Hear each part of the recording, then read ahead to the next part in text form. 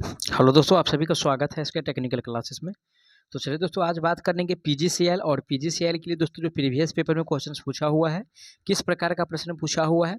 इससे पिछला वाला क्लास अगर आप लोग नहीं देखे हैं तो प्लेलिस्ट में जाकर के चेक कर लीजिए, आप लोगों को वहाँ से सारा क्लास मिल जाएगा। क्योंकि दोस्तों प्रीवियस पेपर देखने से ये फायदा होगा कि पैटर्न आप लोगों को पता चल जाएगा, एग्जाम का पैटर्न क्या है, किस पैटर्न पे प्रश्न पूछा जाता है, लेवल क्या है, सभी अच्छा से जो है मालूम हो जाएगा।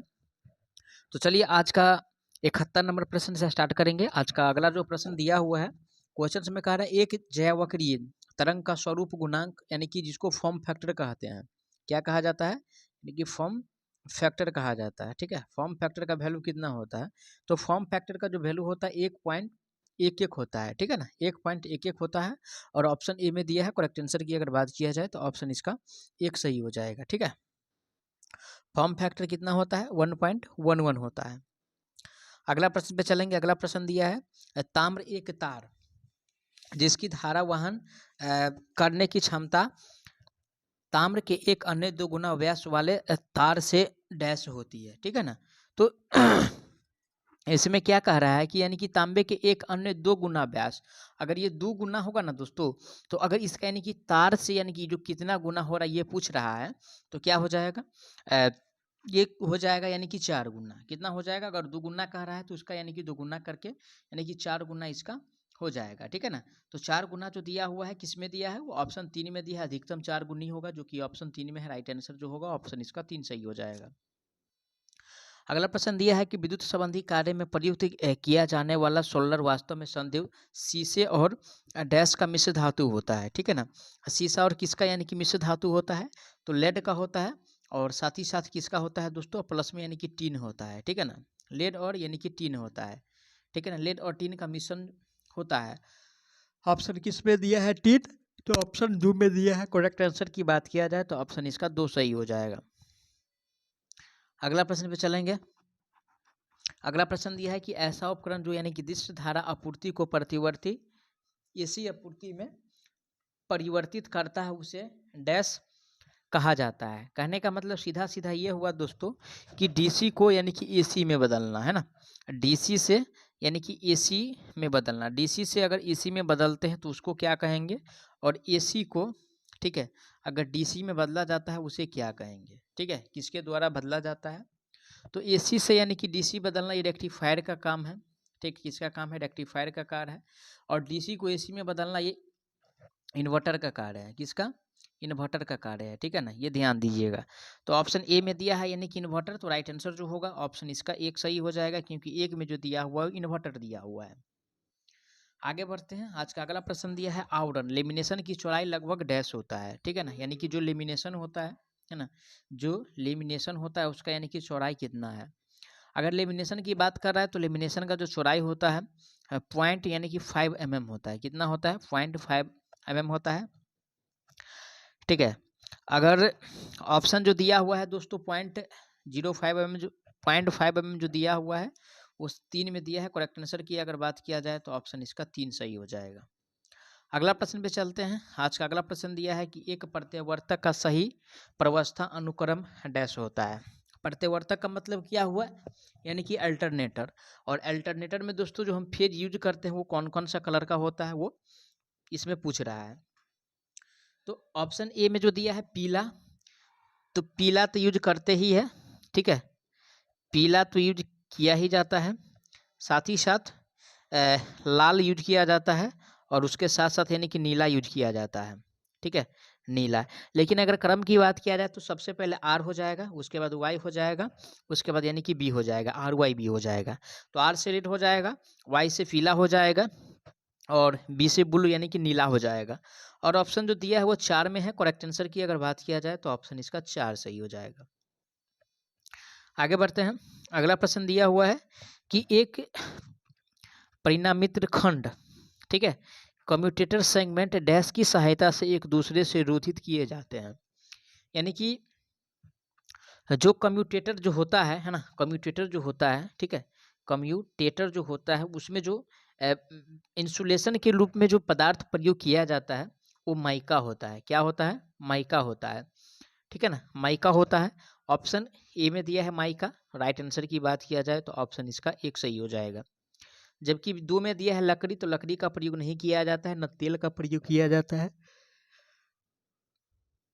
डी में जो दिया है वो पीवीसी दिया हुआ है, तो पीवीसी का जो फुल फॉर्म होता है पॉलीविनाइल क्लोराइड होता है, ठीक है, पॉलीविनाइल क्लोराइड होता है, ठीक है। अब रही बात यानी कि पीवीसी का जो प्रयोग किया जाता है वो पाइप के रूप में करते हैं पीवीसी का, ठीक है, यानी कि इंसुलेशन के रूप में पाइप इसका बनाया जाता है। अगला प्रश्न पे चलते हैं। आज का अगला प्रश्न जो दिया हुआ ये सेफ्टी से प्रश्न पूछा है, और प्राथमिक चिकित्सा के मामले में ABC, ठीक है, ABC प्रणाली में प्रारंभिक अध्याक्षरों का पूरा नाम क्या है? तो ए का मतलब सबसे पहले एयर वे होता है, क्या होता है? एयर वे होता है। और बी का मतलब ब्रीदिंग होता है, क्या होता है? ब्रीदिंग होता है। और सी का मतलब सर्कुलेशन होता है, ठीक है, सर्कुलेशन होता है, ठीक है। कहने का मतलब सीधा सीधा ये हुआ कि एयर वे होता है, साथ ही साथ ब्रीदिंग होता है, और उसके बाद यानी कि सर्कुलेशन होता है। ऑप्शन जो दिया है एक में कह रहा है क्या? एक में दिया है वायु प्रणाली, तो वायु प्रणाली तो नहीं होगा क्योंकि वायु मार्ग होता है। और बी में जो दिया है 2 नंबर में वायु मार्ग दिया हुआ है, एयरवे है, सर्कुलेशन है, ब्रीदिंग है। लेकिन इसमें जो दिया हुआ है क्या दिया है? पक्ष दिया हुआ है। तो लास्ट में 2 तो अब स्टेप सही है, लेकिन तीसरा वाला क्या है? गलत है। और फिर 3 में जो दिया है वायु मार्ग होता है, ब्रीदिंग भी होता है, और यानी कि सर्कुलेशन भी होता है। तो 3 में जो दिया हुआ है ये सभी कंडीशन सही दिया हुआ है। राइट आंसर जो होगा ऑप्शन इसका 3 सही हो जाएगा। अगला प्रश्न पे चलते हैं। अगला प्रश्न दिया है कि ACSR केबल में ACSR का पूरा नाम क्या है, ठीक है ना। तो सबसे पहले क्या होता है? एल्यूमिनियम होता है, ए का मतलब, ठीक है, एल्यूमिनियम होता है। उसके बाद सी का मतलब कंडक्टर होता है, ठीक है, और कंडक्टर के बाद नंबर आता है यानी कि एस का। तो एस का मतलब क्या होता है? स्टील होता है। और स्टील के बाद नंबर आता है आर का। तो आर जो होता है वो रेन फोर्स होता है, क्या होता है? रेन फोर्स होता है। और रेन फोर्स जो दिया हुआ है ऑप्शन किस में दिया हुआ है? कहने का मतलब ये हुआ एल्युमिनियम, कंडक्टर, स्टील और रेन फोर्स। ए में जो दिया है एल्युमिनियम है, चालक, अतिरोधक, एल्युमिनियम कंडक्टर। तो पहला ऑप्शन गलत हो जाएगा, ऑप्शन ए नहीं है। बी में दिया है एल्युमिनियम धारा इस्पात प्रबलित एल्युमिनियम, ये भी नहीं है। 3 में दिया है एल्युमिनियम चालक अति प्रबलित, ये भी नहीं होगा। और 4 में जो दिया है एल्युमिनियम चालक इस्पात परिबलित एल्युमिनियम कंडक्टर स्टील रेनफोर्स, जो दिया हुआ ऑप्शन 4 में है। करेक्ट आंसर जो होगा वो ऑप्शन 4 सही हो जाएगा। अगला प्रश्न दिया हुआ है कि एकल प्रवस्था, तो प्रवस्था का मतलब किया हुआ यानी कि सिंगल फेज। और सिंगल फेज की अगर बात किया जाए तो सिंगल फेज प्रेरण मोटर के लिए प्रारंभिक और मुख्य रनिंग वायरिंग के बीच विद्युतीय कोण कितना होता है, ठीक है ना, प्राइमरी, ठीक है ना, प्रारंभिक और यानी कि जो रनिंग वाइंडिंग होता है उसके बीच जो एंगल होता है वो कितना का होता है? तो 90 डिग्री का होता है। कितना का एंगल होता है? 90 डिग्री का। अगर यहीं पे 1 फेज के जगह पे अगर 3 फेज रहता तो यहाँ पे कोण कितना होता? तो यहाँ पे जो कोण होता है 120 डिग्री का होता है, ठीक है ना, 120 डिग्री का कोण होता है। वहीं ट्रांसफार्मर से अगर प्रश्न रहता तो ट्रांसफार्मर में जो प्राइमरी और सेकेंडरी वाइंडिंग के बीच जो विस्थापन होता है कितना पे होता है? तो 180 डिग्री पे होता है। ये भी ध्यान में रखिएगा क्योंकि इससे भी प्रश्न बनता है। अगला प्रश्न है किसी भी विद्युत मशीन में सामान्यतः कौन से 2 मुख्य भाग होते हैं? यानी कि जो मशीन है तो मशीन का यानी कि मेन जो मुख्य भाग है यानी कि इम्पोर्टेंट जो टर्म है, ठीक है, उसका जो पार्ट है वो कौन कौन सा है? तो सबसे पहले तो एस्टेटर तो कंपलसरी ही है, साथ ही साथ उसके साथ रोटर होना चाहिए, जो घूमने वाला पार्ट है वो होना चाहिए। पहले तो एस्टेटर है होना चाहिए और दूसरा जो है वो रोटर होना चाहिए, ठीक है। अगर ये दोनों रहेगा तो मशीन का ये मुख्य भाग है, ठीक है। तो ए में जो दिया है वो कार्बन ब्रश और रोटर, तो कार्बन ब्रश का आवश्यकता है लेकिन ये मुख्य भाग है नहीं, लेकिन रोटर इसमें क्या है? तो मुख्य भाग होता है।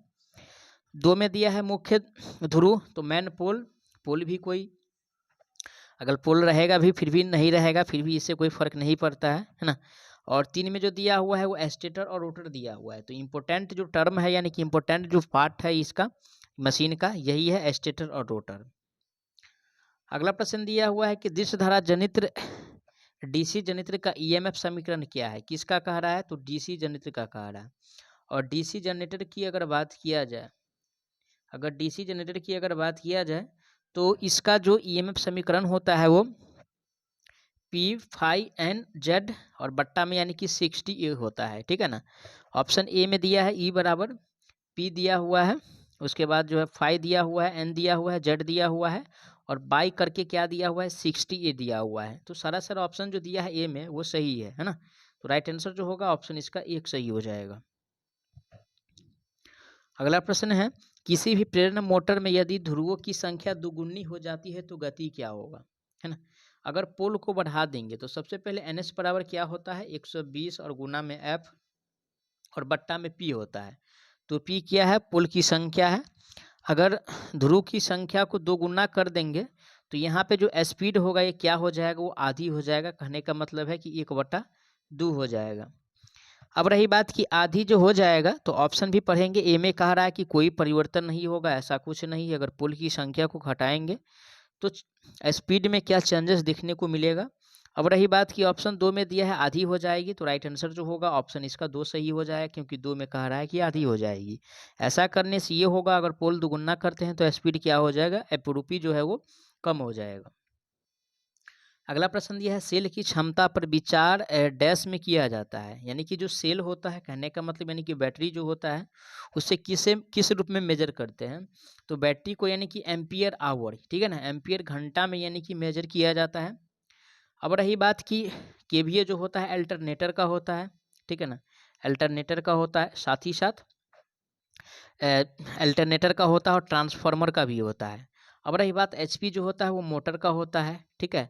और वाट की अगर बात किया जाए तो शक्ति करंट क्या होता है, तो वाट होता है ना। शक्ति करंट क्या होता है, तो वाट होता है। और इससे प्रश्न जो है बार बार एग्जाम में पूछा जाता है। अगला प्रश्न दिया है, in case the field of a synchronous motor is over excited the power factor will be. यानी कि ओवर एक्साइटेड जो होता है तो उस टाइम जो पावर फैक्टर होता है किस प्रकार का होता है।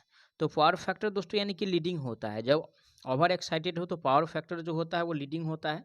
ऑप्शन किस में दिया है लीडिंग, तो ऑप्शन ए में दिया है लैगिंग नहीं होता है यहाँ पे, ठीक है ना। लैगिंग जो है वहाँ पे नहीं होता है। पावर फैक्टर जब ओवर एक्साइटेड है, सिंक्रोनस मोटर जब ओवर एक्साइटेड पे काम कर रहा है तो उसका जो पावर फैक्टर होगा दोस्तों वो लीडिंग होगा, ना कि लैगिंग होगा, ये ध्यान रखिएगा।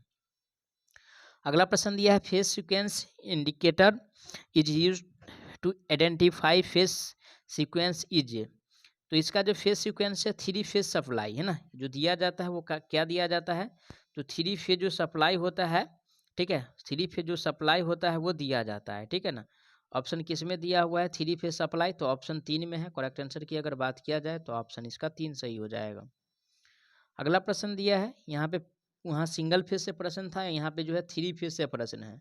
तो 3 फेज से प्रश्न ये है कि 3 फेज प्रेरण मोटर और प्रतिवर्ती जनित्र के संयोजन को क्या कहा जाता है। तो ए में क्या कह रहा है कि मोटर जनित्र युक्ति, मोटर जनरेटर सेट, यानी कि इसको कहा जाता है तो मोटर, ठीक है ना, मोटर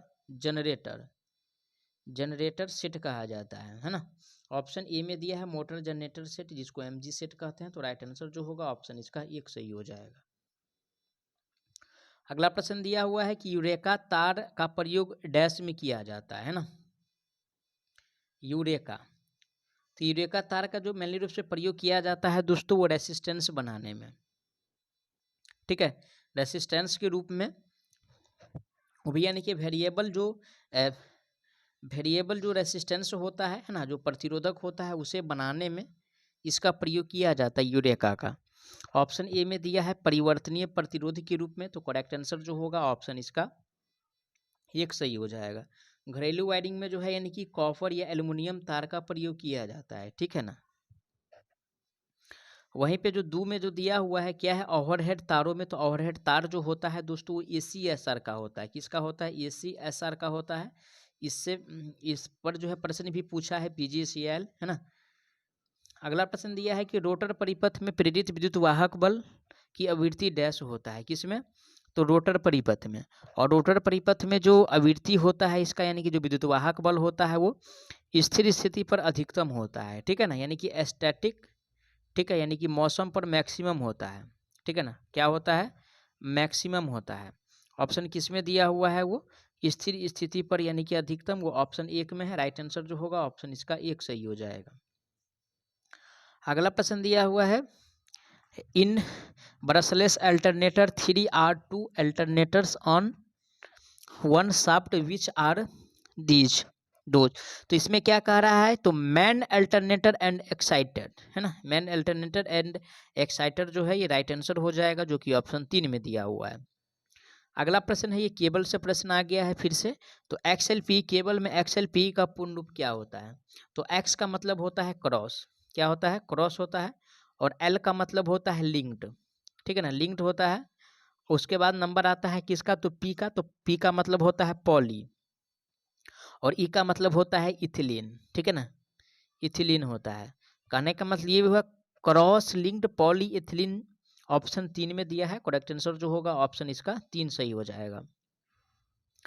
अगला प्रश्न दिया हुआ है कि N dash is used for the measurement of power at 500 microhertz, कितना दिया हुआ है, तो 500 माइक्रोहर्ज हो गया, ठीक है ना, 500 माइक्रोहर्ज।